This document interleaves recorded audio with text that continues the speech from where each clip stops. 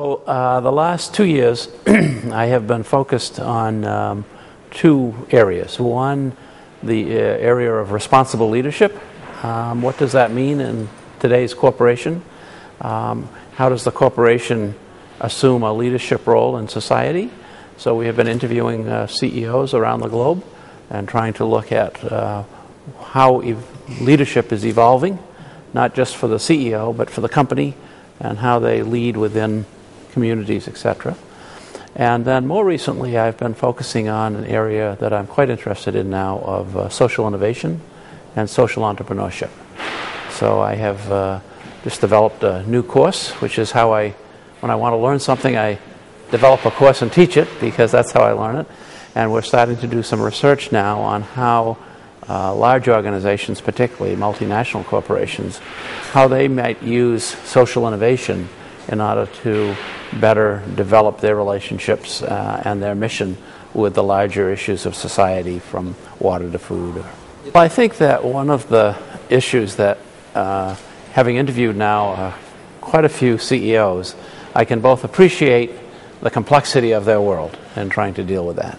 But clearly at the base of this is a sort of an integrity that is quite critical.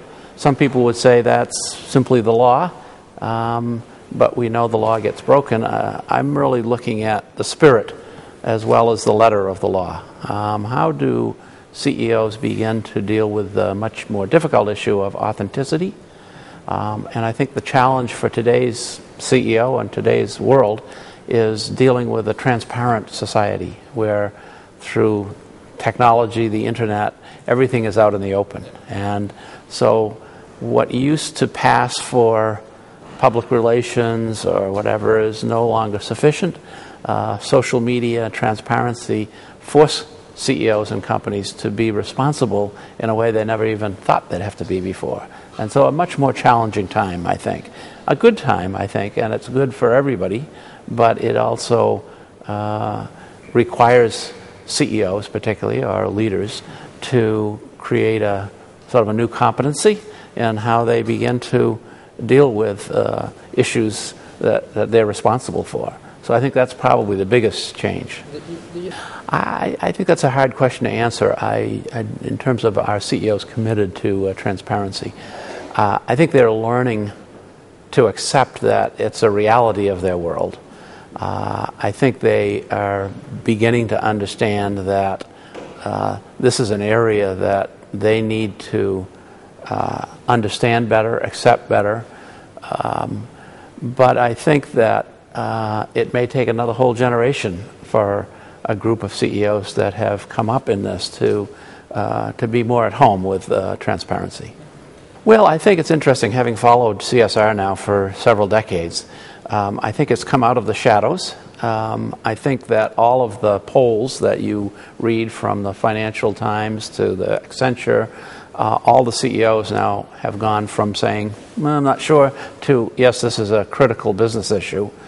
But then the next step is probably the more important. It's one thing to say it, but I don't see too many companies yet who have been able to drive this into their strategy, into their business. So as one company in the United States says, we are trying to learn the discipline of CSR and what that means and how to drive this throughout our system. And so I think it's still at some very early stages. The good news is that people understand now that this is a critical issue. The more difficult challenge is, so how do we drive this into the business? How do we integrate this into our business? It's almost where quality was 30 years ago. Well, I think in some ways, I think companies are trying to understand sort of the risk-opportunity set of issues. Peter Drucker, the great guru, said that behind every social and global issue is a business opportunity in disguise.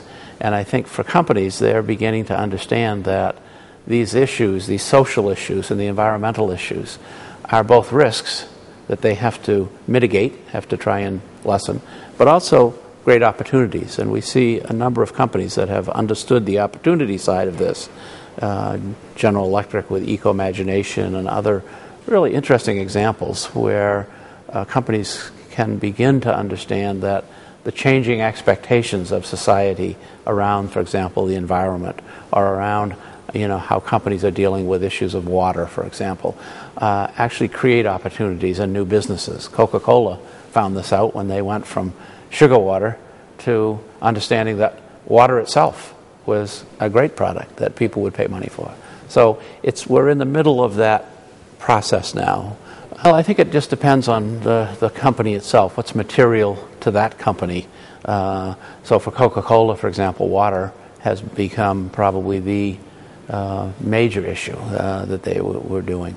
For other companies, the whole issue of safety was at Mattel, the toy company in California not too long ago, and for them their issue had to do with sort of the safety of the product, because they had had some bad experiences in China in the production of lead paint, etc.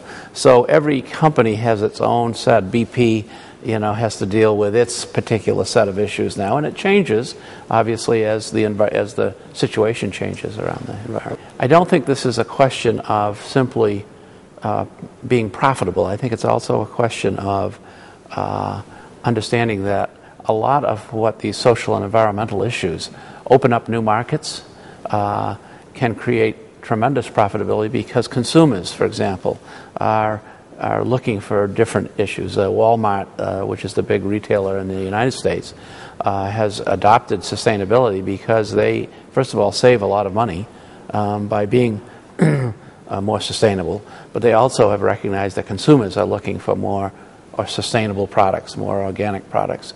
So in many ways I think this is profitable, but if the expectations of a consumer dictate that they want something particularly, then companies have a little choice. You don't ignore the customer. So that's driving a lot of this, I think. Yeah, I mean, I do think that sustainability has become sort of a key business issue, and CEOs themselves in all these surveys say, yeah, this has now become a critical issue. I think the challenge is they aren't really sure what that means. They're not really sure how to bake this into the business to make sure that it's profitable and helping society at the same time. So they're trying to learn what this means. I think the initial reaction is that this will cost us a lot of money, but the companies that seem to take the lead in this get beyond that and realize, no, it's really actually going to save you money more than it's going to cost you money, but you have to understand what that is. I think the schools, the business schools particularly around the globe, are like most companies. They're far behind the consumer. Students generally are far ahead of faculty. Consumers are far ahead of manufacturers in this issue. And yet we're starting to see things move quite quickly. I think a school like Deusto is fortunate in that it has sort of a Jesuit base to it. It has the values of the Jesuits that are quite compatible with this issue.